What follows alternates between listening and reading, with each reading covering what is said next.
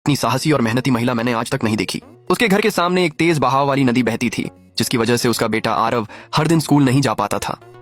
हर बार उसे पीठ पर उठाकर नदी पार कराना न सिर्फ खतरनाक था, बल्कि आरव की पढ़ाई में भी रुकावट बन रहा था। इसलिए आरव की माँ ने ठान लिया कि जब तक नदी का पानी कुछ कम है, वो बांस की एक पुलिया बनाएगी ताकि बेटे को स्कूल जाने में सुविधा हो। पुल बनते तो कई देखे होंगे, लेकिन सरिता जैसी मेहनती महिला का यह तरीका अनोखा था।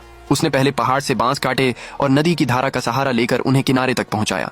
फिर बांसों को लगभग 1-1 मीटर के टुकड़ों में काटा गया ताकि जरूरी लंबाई मिल सके।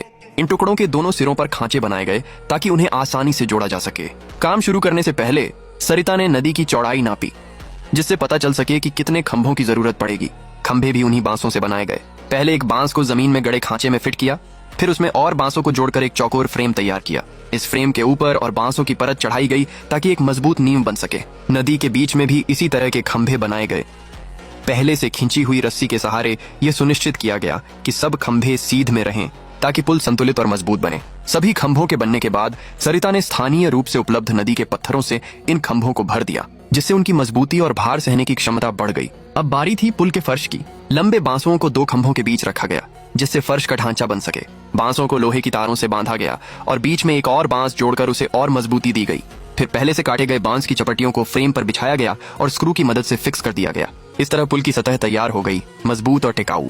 सरिता की बुद्धिमत्ता और कारीगरी वाकई काबिले तारीफ है। साधारण से संसाधनों और कम लागत में एक ऐसा पुल तैयार किया जो न सिर्फ उसके बेटे के लिए बल्कि पूरे गांव के लिए वरदान बन गया। कुछ दिनों की कड़ी मेहनत के बाद पुल का ढांचा तैयार हो गया। अब बारी थी उसमें रेलिंग लगाने की। छेद किए गए बांसों को पुल के दोनों तरफ खड़ा कर नीचे एक और बांस डालकर उन्हें जोड़ दिया गया। लोहे की तारों से बांधकर ये स्तंभ बन गए। फिर ऊपरी हिस्से में एक बांस को रखा गया, उसके किनारों को नीचे मोड़कर स्क्रू से बांध दिया गया। ऐसे रेलिंग तैयार हो गई।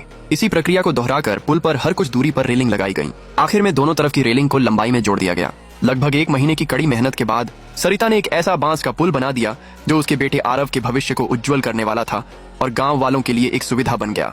तो बताइए, अगर 10 में से आपको अंक देने हो तो सरिता की इस मेहनत को आप कितने अंक देंगे?